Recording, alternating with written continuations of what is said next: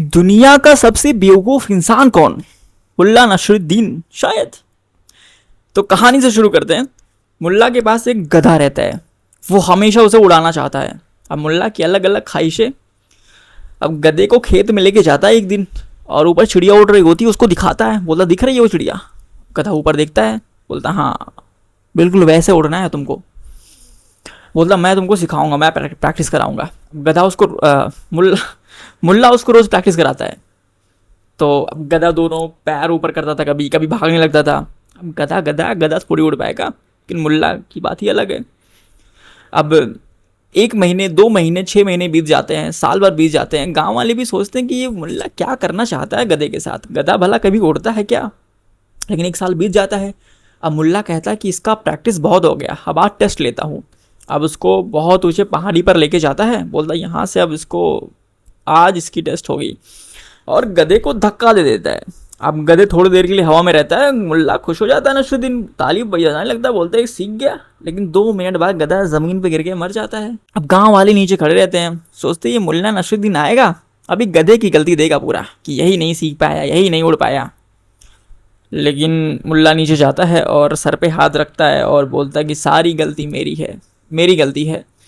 मैंने गधे को उड़ना तो सिखाया, लेकिन उतारना सिखाना ही भूल गया। नसरुद्दीन की सबसे बड़ी गलती ये नहीं थी कि उसने गधे को उतरना नहीं सिखाया, उसकी सबसे बड़ी गलती ये थी कि उसने गधे को गधा नहीं रहने दिया, वो उसे पक्षी बनाना चाहता था। इसलिए ओशो बार बार कहते हैं कि कमल को कभी गुलाब बनने की जरूरत नहीं और गुलाब को कमल बनने की। जब आप किसी को उसके प्रकृति से हटाकर कुछ और बनाने लगते हो तो वहां प्रेम खत्म हो जाता है, वहां हिंसा शुरू होती है। इसलिए जिड्डू कृष्णमूर्ति कहते थे comparison is the beginning of violence. जिस वक्त आप गधे की तुलना पक्षी से करते हैं, आपने उसकी स्वतंत्रता ही छीन ली।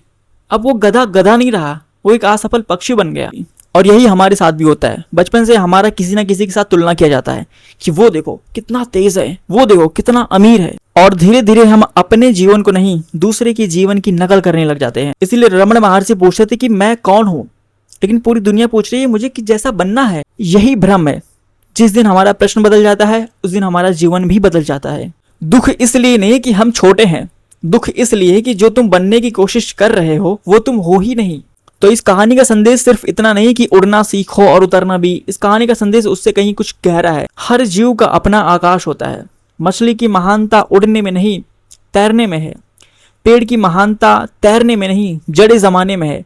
इसलिए इंसान की महानता किसी दूसरे के जैसा बनने में नहीं, मैं को जानने में है, खुद को जानने में है। मुल्ला नसरुद्दीन का गधा इसलिए नहीं मरा कि उसके पास पंख नहीं थे, वो इसलिए मरा कि किसी और के सपने उस पर थोप दिए गए थे। और शायद इसलिए दुनिया का सबसे खतरनाक धक्का चट्टान से दिया गया धक्का नहीं होता है। सबसे खतरनाक धक्का वो होता है जब समाज तुम्हें तुम्हारी प्रकृति से धक्का देकर किसी के और जैसा बनने पर मजबूर कर देता है।